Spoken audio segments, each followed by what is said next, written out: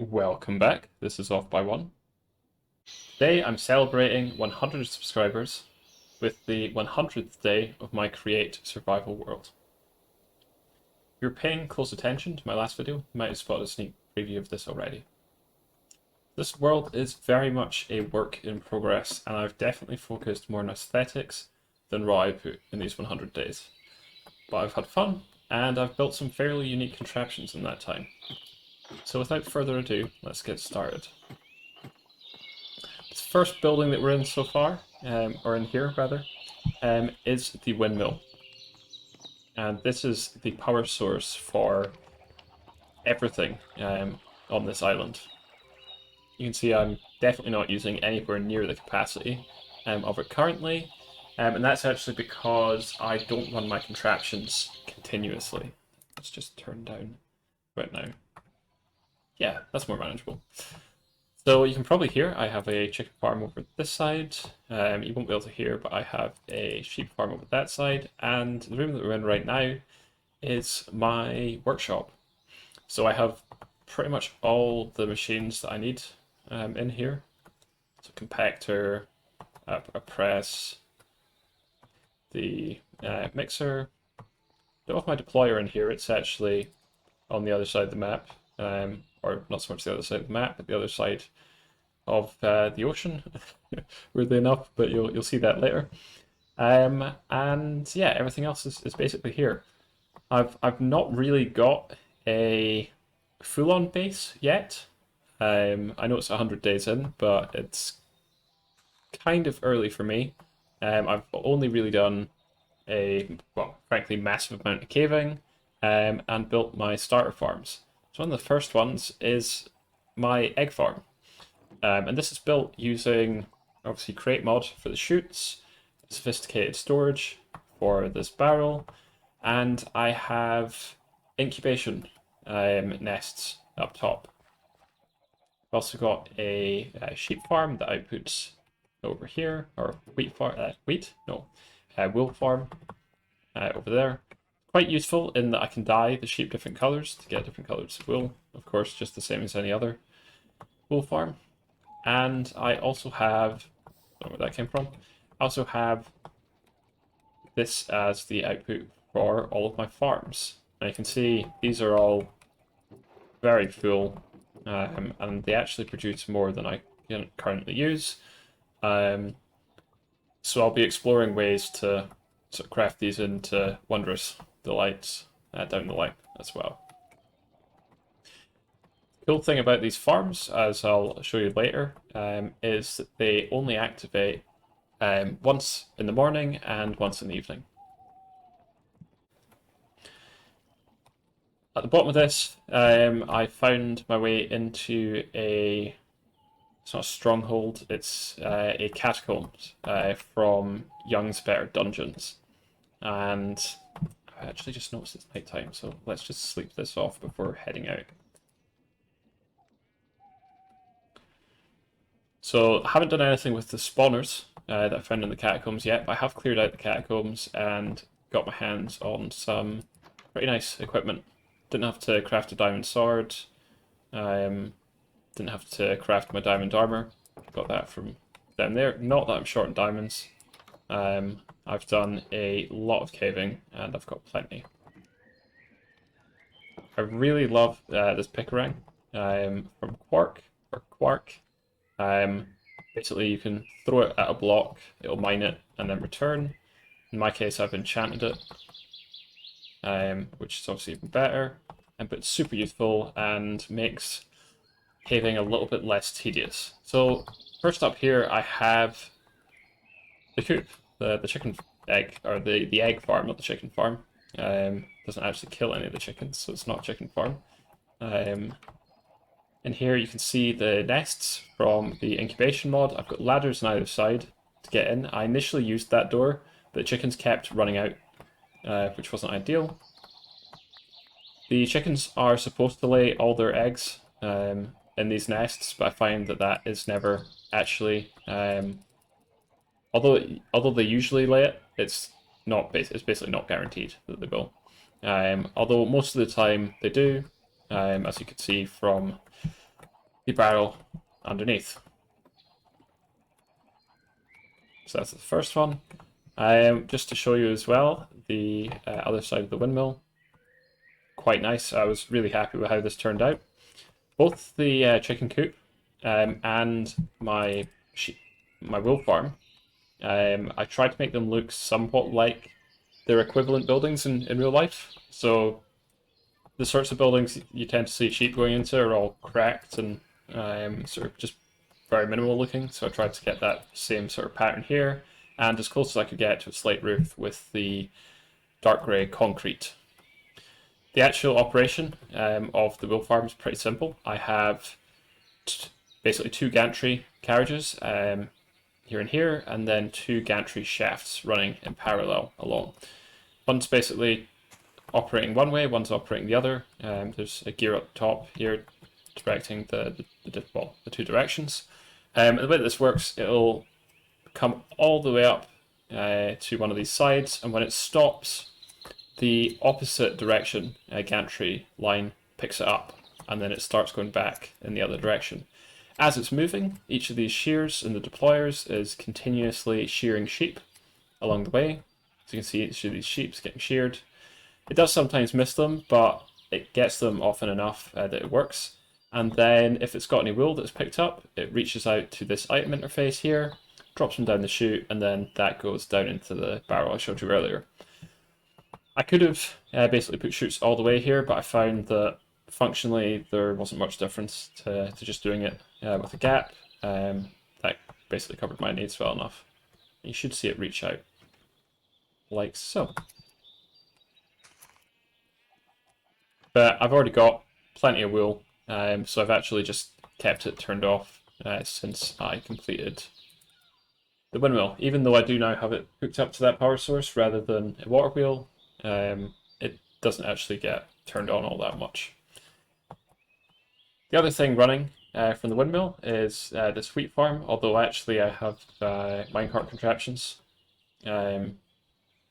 actually operating each line, so only the belts are really getting driven by it.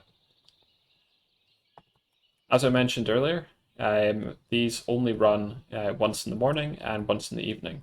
So I have a daylight sensor on that side and another one on this side, although this one's set to nighttime. And then following that, I've got pulse repair. So as soon as it's morning, it comes up this way, harvesting all of this side of the crop, stops here, locks into place. We've got a cart assembler so that it's not taking up the... So it's basically just blocks until activated. Same all the way down. And then in the evening, it'll turn back on and harvest the opposite side. So it's quite nice in that it keeps the contraption limit, not so much the contraption limit, but the entity count down, in that I'm not constantly back and forth harvesting these, which improves the performance of the game, aside from all the performance mods that I've already installed.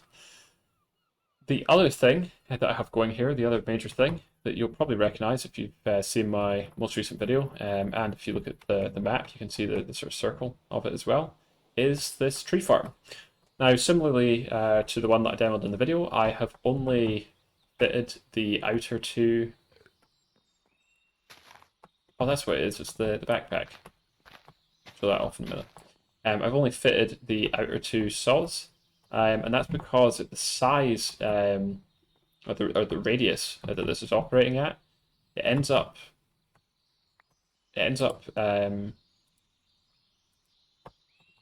basically it ends up harvesting so many logs, so many apples, so many saplings, that there's really no need for me to fill in the other parts. I actually had to add essentially a limit switch here to... It's a stockpile switch rather, but it's acting as a limit to turn off the contraption when I've reached the item count for this chest. You can see this is a full diamond barrel. Definitely more wood than I would ever comfortably use. But if I say just increase. Let's increase this. Actually, let's move this one up a lane. Yeah, let's go there. Should turn on now. There we go. So you can see that started up. Now this will end up dropping loads of items on the ground or storing some of them in the onboard vaults, because this barrel has got nowhere near enough space for it. But this produces far more wood than I could ever use, and it'll be a really handy supply of apples for taming these horses here.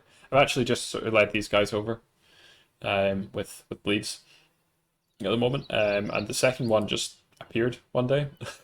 I've actually got no idea where that sheep came from. It must have just spawned in, because this was originally just a cow pen, as well as one of the horses there as well. Yeah, let's see if we can work out where it's gone. It's definitely moved from this location. It's not on that one, because we would see it.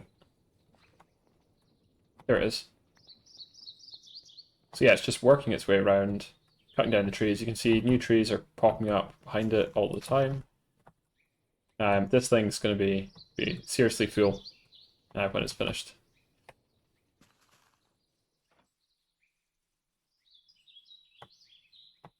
And it's okay if I drop down. The other, and really sort of the final thing that I have in this survival world to show you is my barge. Now you might notice this massive hole here.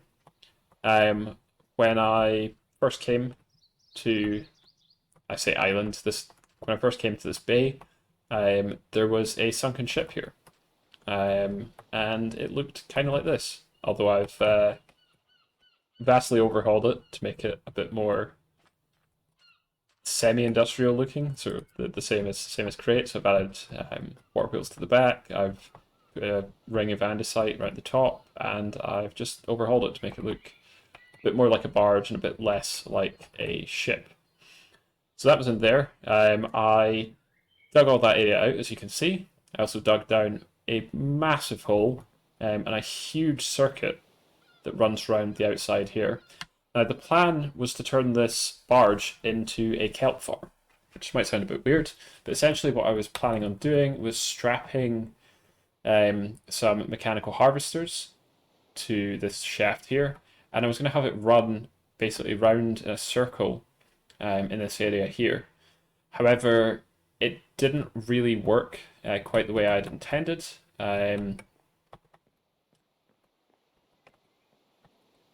When it would go off over to that side, sometimes it would just get stuck.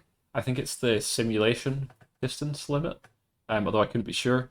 And the only way it would reliably continue in the direction that I wanted it to go was if I was on it, which obviously sort of defeats the purpose of it being a kelp farm. It wouldn't run unless I was there. So I had to scrap that idea. But it did turn out as a really, really cool way to travel. Of course, I could have a much faster route if I just went straight across the ocean, but in terms of style points, I think this takes the cake. You can also see I set this up to look really homely, completely forgetting that wherever it stopped, it was going to merge with the blocks that were there. So this beautiful area down here that I had with the beds and everything just got completely flooded, so that wasn't very usable. Kitchen up here, still perfectly usable. And it still functions, which is the important thing. So I've got a wireless controller here, and in each of the stations I've got a redstone link connected to a cart assembler and a pulse extender, which allows this to continue to power the rails after I initially launch it from a station. That was one of the issues that I ran into, because as soon as this thing turns into a contraption and starts moving, the redstone link signal is interrupted, which makes sense. It's what happens with other redstone links when the contraption moves, but it was a bit of a pain in the bum working out why it would jump forward, then immediately stop, jump forward, stop, jump forward, stop. But that's all worked out now. And yeah, this is my barge. Now I don't have to remain in this seat. I can actually get up and walk about. The only thing that's a bit weird on this is the lighting. I don't really know how to fix the lighting. I've done as much as I could underneath to sort of fix the to light up the area where the actual cart contraption or the cart itself of the contraption runs. It's got blocks, or it's got air blocks on either side, the left and right of the rails. It's got lighting all the way around it. But yeah, the lighting on this is just kind of funny. Now this was initially the area that I was planning on building. I don't really have all that much here, apart from some starter contraptions that I still need to move over from my original base. And really the only thing that stopped me building here was that I would have to do a load of terraforming that I really wasn't up for. But in terms of where the map actually started, it was quite the bit away from where I am now. I actually spawned up here, and there was a massive cave system I started in, and I was able to sort of come out around here. I followed these rivers down, and I actually found there was like a sign here that said there was a village nearby, which was this one, and another village, I think it was like 1,000 blocks this way, which took me to this one here. And then I was actually really lucky in that there was not only one here, but there was another one here, and a third just here, as well as a nether portal over here. So it's been a really, really fun map to play on so far. I've been having a lot of fun with this. And that's pretty much all I have at the moment. One of the nice side effects of this boat is that whenever it runs, it just absolutely massacres the local flying fish population, and I always end up with loads of additional flying fish. Not that I'm running out of things to cook with my massive array of farms over there. And yeah, that's pretty much all I have so far. I hope to have more to share with you soon. As usual, if you have any suggestions for things that you'd like to see, I'd love to hear them. If this video has been in any way useful, please drop it a like or a comment. Every little bit helps. And as usual, I won't pester you to subscribe here, but do consider checking out my other videos. Thank you for watching, and I hope to see you again in the next one.